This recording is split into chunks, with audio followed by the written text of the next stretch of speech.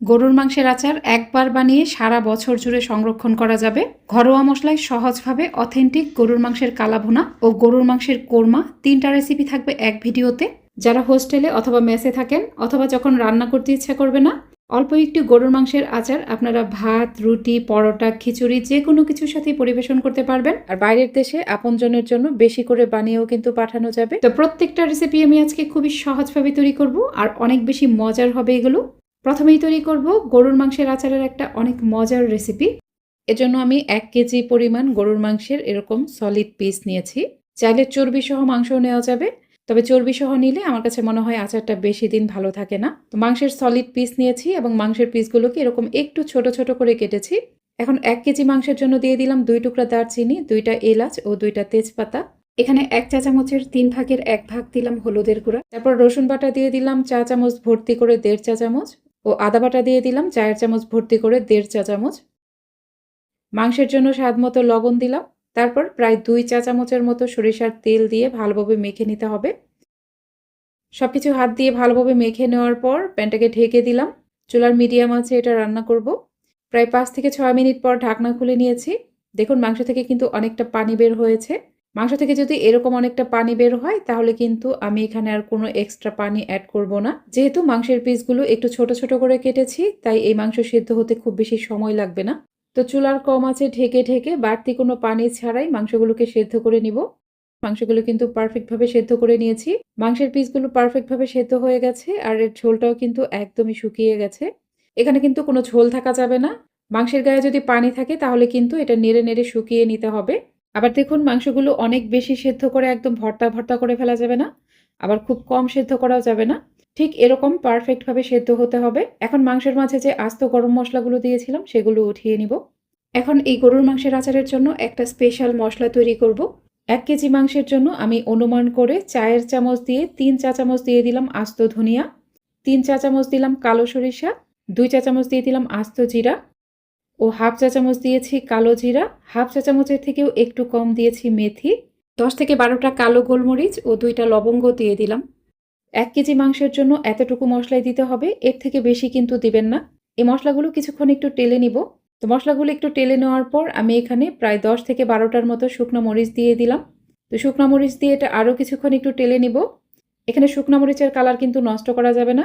শুকনো মরিচগুলো মুচমুচে হবে আর আচারের মশলাগুলো পারফেক্টভাবে ভাজা হবে। ঠিক এ পর্যায়ে নামিয়ে ফেলবো। তো এগুলো নামিয়ে ঠান্ডা করে তারপর ব্লেন্ডারে আধ ভাঙা করে নিব।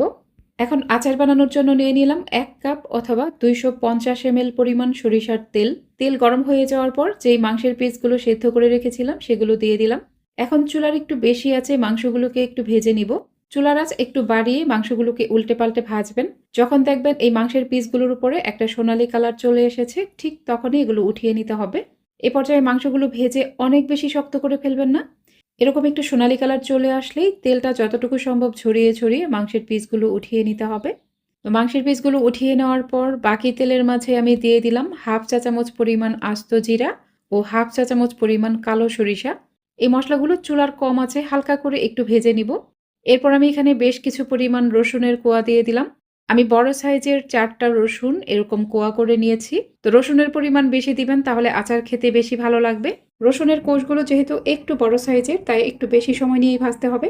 তো রসুনের কোয়াগুলো একটু ভেজে নেওয়ার পর দিয়ে দিলাম কয়েকটি শুকনা মরিচ ও কয়েকটি ফ্রেশ আমাদের দেশীয় আস্ত রসুন দিয়ে দিলাম। শুকনা মরিচ ও আস্ত রসুন দেওয়ার পর এগুলো আরেকটু ভাজবো।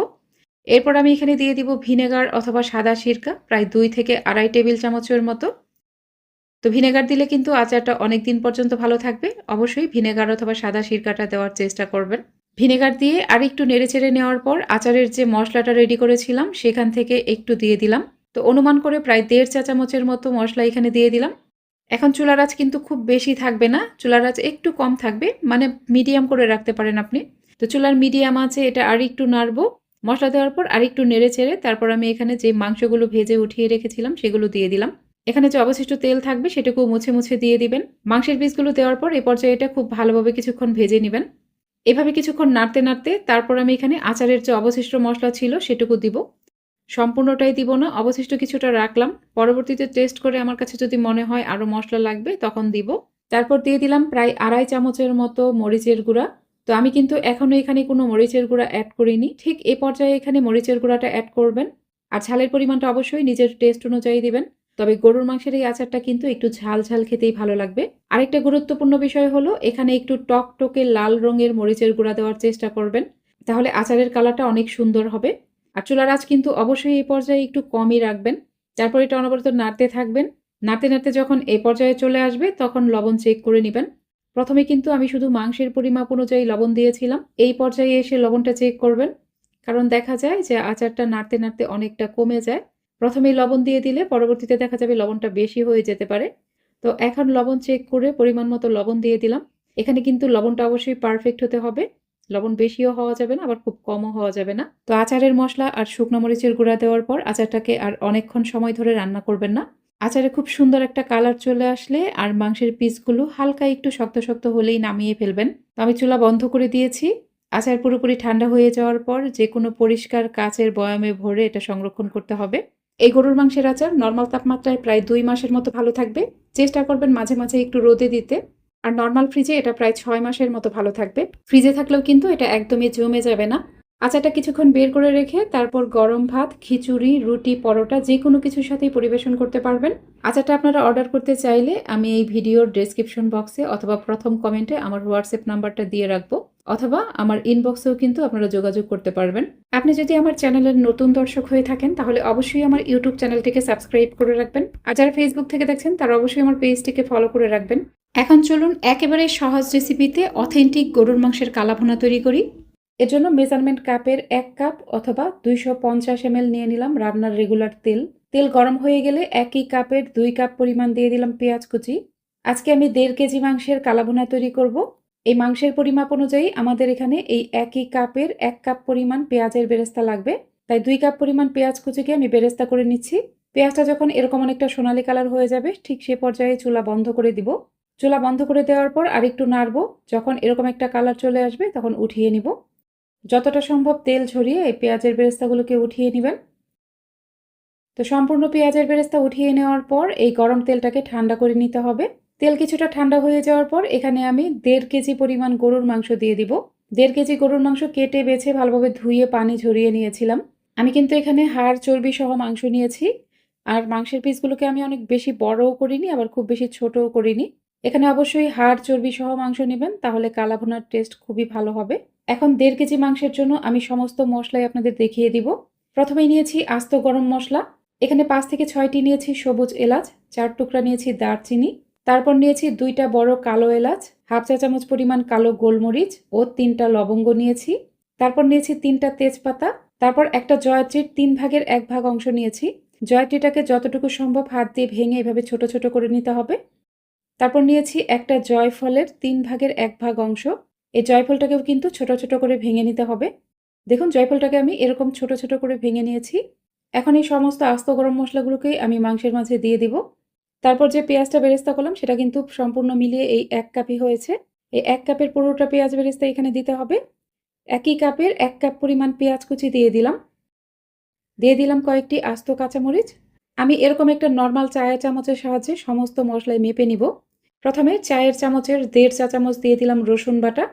তারপর এরকম ১.৫ চা চামচ দিয়ে দিলাম আদা বাটা। ১ চা চামচ দিলাম হলুদের গুঁড়া।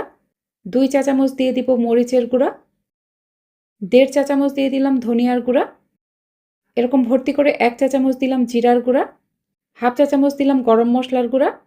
এখন কালাভুনা তৈরির মেইন উপকরণ, মানে মেইন যে মশলাটা সেটা হচ্ছে রাঁধুনি সজের গুঁড়া।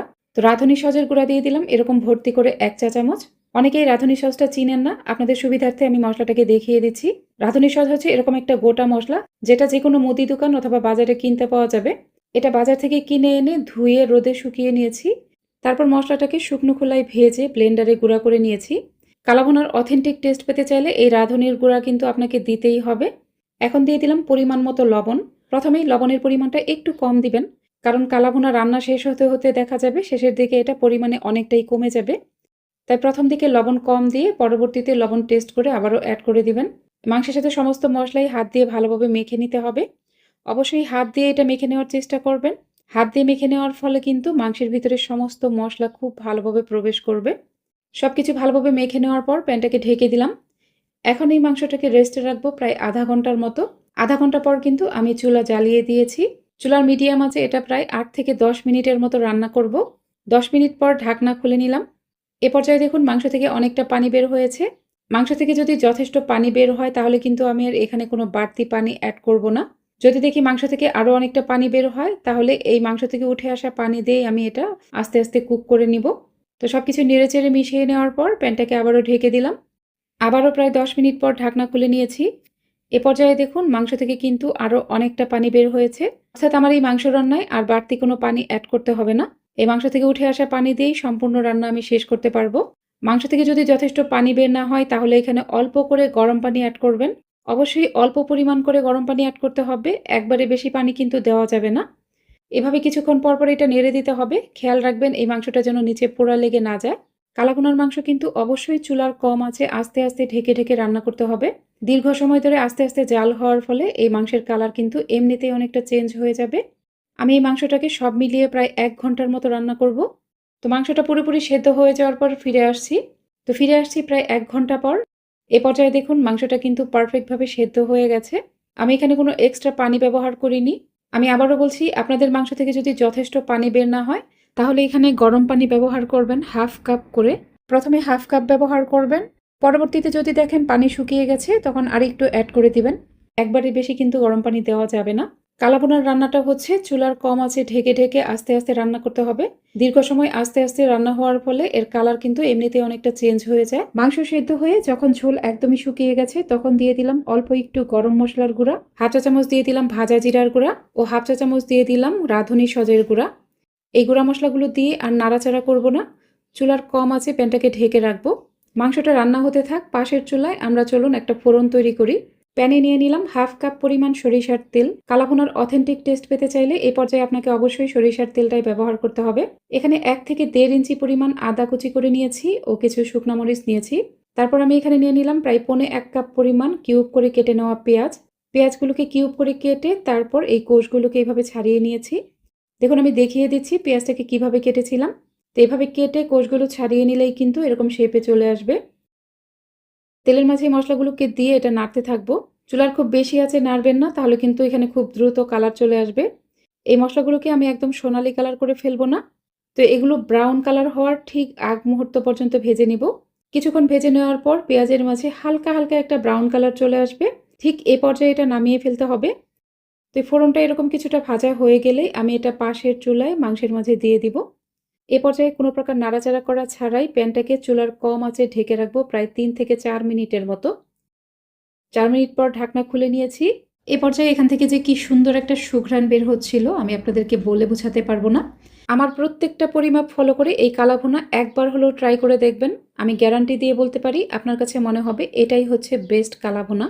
আমার কাছে মনে হয় কালাভুনা তৈরির এর থেকে সহজ ও মজার কোনো রেসিপি আর হতেই পারে না। কালাভুনা মানেই মাংসটা ভেজে ভেজে কালো করে ফেলা না। কালাভুনা জাল হতে হতে এমনিতেই কালার অনেকটা চেঞ্জ হয়ে যাবে। যখন দেখবেন এখান থেকে পুরোপুরি তেলটা বের হয়ে গেছে ঠিক তখন চুলা বন্ধ করে দিবেন। অরিজিনাল কালাভুনায় কোনো ঝোল থাকবে না। কালাভুনা এরকম একটা তেল তেলে ভাব থাকবে, এটাই হচ্ছে অথেন্টিক কালাভুনা। এটাতে কিন্তু তেলের পরিমাণ বেশিই থাকবে। অনেকেই বলেন কালাভুনাতে এত তেল কেন? তেল বেশি না হলে কিন্তু কখনোই কালাভুনা হবে না। এটা যেহেতু খুব একটা স্বাস্থ্যসম্মত না, তাই আমরা এটা রেগুলার রান্না করব না। যখন রান্না করব অথেন্টিক রান্নাটাই করব, তাই না? এবার চলুন গরুর মাংসের কোরমা তৈরি করি একদমই অথেন্টিক রেসিপিতে, যেটা খেয়ে আপনার কাছে মনে হবে এর থেকে মজার বিফ কোরমা আপনি আগে কখনো খাননি। এর জন্য এখানে 1.5 কেজি পরিমাণ গরুর মাংস নিয়েছি। কোরমা রান্নায় সাধারণত সলিড মাংস ব্যবহার করা হয়, তবে আমি এখানে সলিড মাংসের পাশাপাশি কিছু চর্বি ও হাড়সহ মাংস নিয়েছি। আমার কাছে মনে হয় কোরমার মাঝে একটু চর্বি ও হাড়সহ মাংস দিলেও খেতে অনেক ভালো লাগে। আপনারা চাইলে শুধু সলিড মাংস দিয়েও কিন্তু কোরমাটা রান্না করতে পারবেন।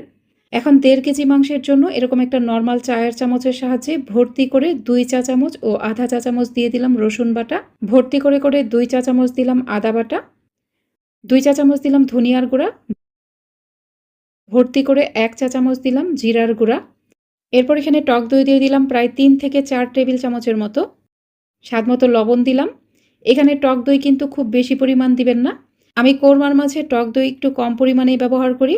আমার কাছে মনে হয় কোরমা রান্নায় টক টক ভাবটা একটু কম থাকলেই বেশি ভালো লাগে, তাই দইয়ের পরিমাণটা আমি কমই দিয়েছি। তারপর সব কিছু হাত দিয়ে ভালোভাবে মেখে নিতে হবে। সব কিছু ভালোভাবে মেখে নেওয়ার পর এটা ঢেকে রেস্টে রাখবো প্রায় আধা ঘন্টার মতো। এদিকে একটা ব্লেন্ডার জাগে নিয়ে নিলাম মেজারমেন্ট কাপের 2 কাপ পরিমাণ পেঁয়াজ কুচি। তারপর এখানে 25টার মতো দিয়ে দিলাম কাজু বাদাম ও 6 থেকে 7টি কাঁচামরিচ দিয়ে সব কিছু ভালোভাবে ব্লেন্ড করে নিব। দেখুন মিশ্রণটাকে আমি ভালোভাবে ব্লেন্ড করে নিয়েছি। এখন প্যানে প্রায় 1.5 কাপের মতো সয়াবিন তেল দিয়ে দিব। তেল গরম হয়ে গেলে এখানে 2 কাপ পরিমাণ পেঁয়াজ কুচি বেরেস্তা করে নিতে হবে। এই কোরমা রান্নায় আমাদের এই মেজারমেন্ট কাপের 1 কাপ পরিমাণ পেঁয়াজ বেরেস্তা লাগবে। 2 কাপ পেঁয়াজ কুচি নিলেই কিন্তু এখানে 1 কাপ পেঁয়াজ বেরেস্তা হয়ে যাবে। তো পেঁয়াজটা এরকম গোল্ডেন হয়ে যাওয়ার পরেই চুলা বন্ধ করে দিব। চুলা বন্ধ করে তারপর আরেকটু নাড়াচাড়া করেই যতটা সম্ভব তেল ঝরিয়ে এগুলো উঠিয়ে নিতে হবে। সবগুলো পেঁয়াজের বেরেস্তা উঠিয়ে নেওয়ার পর বাকি তেলের মাঝে দিয়ে দিব কিছু আস্ত গরম মশলা। আস্ত গরম মশলার মধ্যে এখানে নিয়েছি 4 টুকরা দারচিনি, 5 থেকে 6টা সবুজ এলাচ, 3টা লবঙ্গ, 1 চা চামচ পরিমাণ কালো গোলমরিচ, 2টা তেজপাতা ও একটা বড় সাইজের জয়ত্রীর অর্ধেকটা অংশ নিয়েছি। এই গরম মশলাগুলোকে তেলের মাঝে দিয়ে হালকা করে একটু ভেজে নিব। গরম মশলাগুলো হালকা করে একটু ভেজে তারপর দিয়ে দিলাম মেরিনেট করা গরুর মাংস। মাংসগুলোকে তেলের সাথে কিছুক্ষণ একটু ভেজে নিতে হবে। কয়েক মিনিট মাংসগুলোকে ভেজে নেওয়ার পর এই প্যানটাকে ঢেকে দিলাম। প্রায় 10 মিনিট পর ঢাকনা খুলে নিলাম। দেখুন মাংস থেকে কিন্তু অনেকটা পানি বের হয়েছে। মাংস থেকে উঠে আসা এই পানি দিয়ে এই মাংসটাকে প্রায় 50 থেকে 60% মতো সেদ্ধ করে নিব। অর্থাৎ মাংসটাকে আমি এভাবে ঢেকে ঢেকে আধা সেদ্ধ করে নিব। চুলার কিছুটা কম আঁচে প্যানটাকে ঢেকে রাখতে হবে। খেয়াল রাখবেন এটা যেন নিচে পোড়া লেগে না যায়। প্রায় 20 মিনিট পর ঢাকনা খুলে নিলাম। এ পর্যায়ে মাংসগুলো প্রায় আধা সেদ্ধ হয়ে গেছে। এখন এখানে যে পেঁয়াজ, বাদাম ও কাঁচামরিচ একসাথে পেস্ট করেছিলাম সেটা দিয়ে দিব। তো মাংসটা ঠিক আধা সেদ্ধ হয়ে যাওয়ার পরেই কিন্তু এখানে এই মশলাটা দিয়ে দিবেন। মশলাটা দিয়ে সবকিছু ভালোভাবে নেড়েচেড়ে মিশিয়ে নিতে হবে। তারপর প্যানটাকে আবারও ঢেকে দিলাম। চুলার কিছুটা কম আঁচে মাংসটা রান্না করবেন। আবারও প্রায় 15 মিনিট পর ফিরে এলাম। এ পর্যায়ে সবকিছু কিন্তু ভালোভাবে কষানো হয়ে গেছে। এখন ঝোলের জন্য দিয়ে দিব লিকুইড দুধ। আমি এখানে আগে থেকেই ঘন করে জাল করে নেওয়া 1.5 কাপ পরিমাণ লিকুইড দুধ দিয়ে দিলাম। অবশ্যই কিন্তু এখানে দুধটাই ব্যবহার করতে হবে, পানি দেওয়া যাবে না। দুধ দেওয়ার পর প্যানটাকে আবারও ঢেকে দিলাম। প্রায় 10 মিনিট পর ফিরে এলাম। তো এই পর্যায়ে কিন্তু মাংসগুলো অনেকটাই সেদ্ধ হয়ে গেছে। একটু নেড়েচেড়ে দেওয়ার পর উপরে যে পেঁয়াজ বেরেস্তা করেছিলাম সেখান থেকে অর্ধেকটা পরিমাণ দিয়ে দিলাম। তারপর কয়েকটি আস্ত কাঁচামরিচ দিয়ে প্যানটাকে ঢেকে দিলাম। চুলার কম আঁচে প্যানটাকে ঢেকে রাখবো প্রায় 10 মিনিটের মতো। 10 মিনিট পর দেখুন ঝোল কিন্তু আরও অনেকটাই ঘন হয়ে গেছে। এ পর্যায়ে লবণটা চেক করে নেবেন। সবশেষে উপরে আবারও দিয়ে দিলাম অবশিষ্ট পেঁয়াজ বেরেস্তাটুকু। তারপর দিয়ে দিলাম 1 চা চামচের মতো চিনি। অবশ্যই চিনিটা দিবেন। চিনি দেওয়ার ফলে টক দইয়ের যে একটা টক টক ভাব সেটা থাকবে না। তারপর দিয়ে দিলাম 1 চা চামচের মতো ঘি। এখন আবারও চুলার কম আঁচে প্যানটাকে ঢেকে রাখবো প্রায় 5 থেকে 6 মিনিটের মতো। সবশেষে ঢাকনা খুলে নিলাম। এখন কোরমার অবস্থাটা শুধু দেখুন। আজকের রেসিপি ভালো লাগলে আমার ইউটিউব চ্যানেলটিকে সাবস্ক্রাইব করে পাশে থাকা অল লেখা বাটনটাতে ক্লিক করে রাখবেন। আর ভিডিওটি যারা ফেসবুক থেকে দেখছেন তারা অবশ্যই আমার ফেসবুক পেজটিকে লাইক ও ফলো করে রাখবেন। তো কোরমাটা দেখুন কতটা লোভনীয় হয়েছে। আমার সম্পূর্ণ রেসিপি ফলো করে এই গরুর মাংসের কোরমাটা একবার হলেও ট্রাই করে দেখবেন। আমি গ্যারান্টি দিয়ে বলতে পারি সবাই আপনার প্রশংসা করতে বাধ্য হবে। আজকে 3টা গরুর মাংসের রেসিপির মধ্যে কোনটা আপনার কাছে বেশি ভালো লেগেছে অবশ্যই কিন্তু কমেন্টে জানাবেন।